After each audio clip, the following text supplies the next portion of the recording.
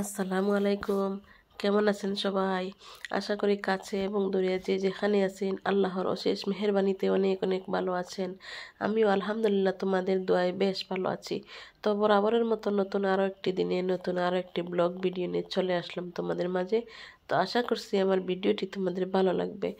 যদি ভালো লাগে তাহলে লাইক দিয়ে দেখা শুরু করুন। আর বরাবরের মতো একটি কথা বলতেছি, তোমরা যারা আমার চ্যানেলে নতুন এখনও সাবস্ক্রাইব করো নাই, তোমরা আমার চ্যানেলটিকে সাবস্ক্রাইব করে দিও এবং বেল বাটন অল চেপে দিও, যাতে আমার পুনরায় ভিডিও তোমরা পেতে পারো এবং আমার ভিডিও দেখতে পারো। আর যারা সাবস্ক্রাইব করেছেন তাদেরকে অসংখ্য অসংখ্য ধন্যবাদ। আজ আমি তোমাদেরকে রান্না করব। আজকে সেহরি ভাতে আমি কি কি রান্না করলাম সেই ভিডিও তোমাদেরকে দেখাবো। তো এখন আমি কড়াই চুলার মধ্যে একটা কড়াই বসিয়ে দিলাম, মশলার মধ্যে দিয়ে দিচ্ছি কবুতরের মাংস রান্না করব। তো মশলা দিয়ে দিলাম, মশলাটা এখন ভেজে নিচ্ছি। মশলাটা কাঁচা গন্ধ ভাব চলে গেলে দিয়ে দিব এক এক করে শুকনো মশলাগুলো। তো আজ আমি রান্না করেছি কবুতরের মাংস রান্না করেছি, আর হচ্ছে বাকি আরও দুইটা আইটেম রান্না করেছি, তোমরা দেখতে থাকো। তো মশলাটা আমি ভালো করে কষিয়ে নেওয়ার পর কবুতরের মাংস দিয়ে দেবো। তো তোমরা দেখতে থাকো আমি কিভাবে রান্না করতেছি।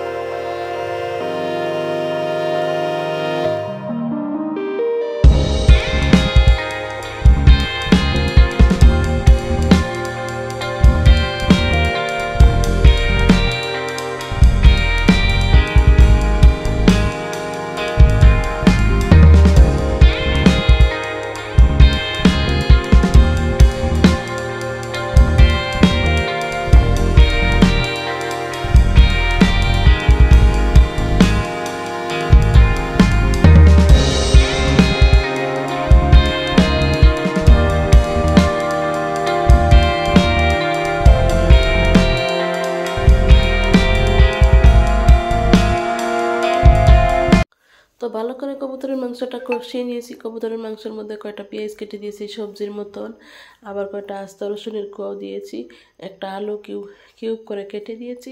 এখন ডেকে দিয়ে সিদ্ধ করে নেব, তারপর ভালো করে কষিয়ে নিতে হবে, না হলে কবুতরের মাংসে গন্ধ থাকে।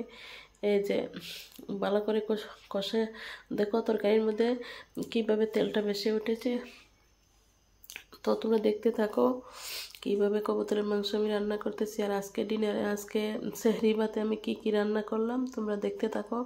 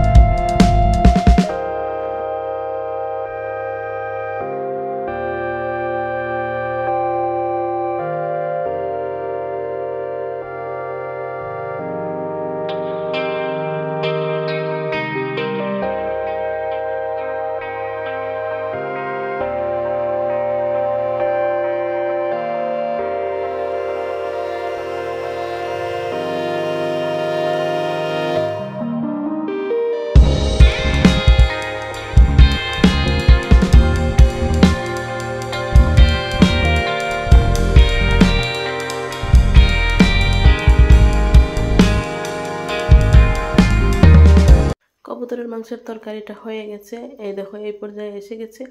এখন তরকারিটা আমি একটা পাতিলে অন্য একটা ছোট্ট সসপ্যানের মতন ঢেলে নিব, কারণ এত বড় কড়াইয়ের মধ্যে রাখলে অগোনা ব্যবহার করতে অসুবিধা হয়। এই জন্য আমি একটা ছোট্ট সসপ্যানের ভিতর ঢেলে নিচ্ছি।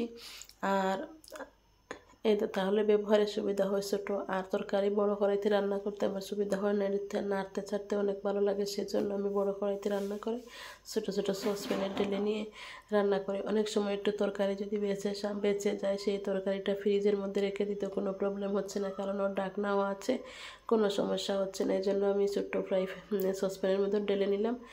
আর একটু পাতিলে সাইডে লেগে গেছিলো, তাই মুছেও নিয়ে নিলাম যাতে খারাপ দেখা না যায়। এখন তরকারিটা হয়ে গেছে, আর একটা তরকারি রান্না করেছি, আর একটা সসপ্যানের মধ্যে ওরকম কড়াইতে রান্না করে আমি ঢেলে নিয়েছি। দেখো মাছ দিয়ে ডাটা রান্না করেছি। ডাটাটা হচ্ছে এবার নতুন সবজি, ডাটা রান্না করেছি। তরকারিটা আমি খাওয়ার পর ভয়েস ওভার দিচ্ছি, তো তরকারিটা অনেক টেস্টি হয়েছে। আর এই হচ্ছে 2 আইটেম, আরেকটা আইটেম করেছি, আরেকটা আইটেম শাক ভাজি করেছি। এই হচ্ছে আমার আজকে ডিনারের রান্না। তো দুটো, এই যে এটাতে হচ্ছে কবুতরের মাংস, আর এটাতে তো তোমরা দেখছোই আমি মাছ দিয়ে ডাটা রান্না করেছি। আর এই যে হচ্ছে শাক ভাজি করেছি, লাল শাক ভাজি করেছি। লাল শাকটা অবশ্য আমি ভাজি করি নাই, তোমাদের ভাইয়া ভাজি করেছে। তো আজ এ পর্যন্তই, তোমরা ভালো থাকো, সুস্থ থাকো, আল্লাহ হাফেজ। তোমাদের ভাইয়া রান্না করেছে শাক ভাজিটা, আমি রাত্রে ওই সময় রাত 2:30-3টা বাজে, ওই সময় উনি ভাজি করেছে, অনেক টেস্টি হয়েছে শাকটা।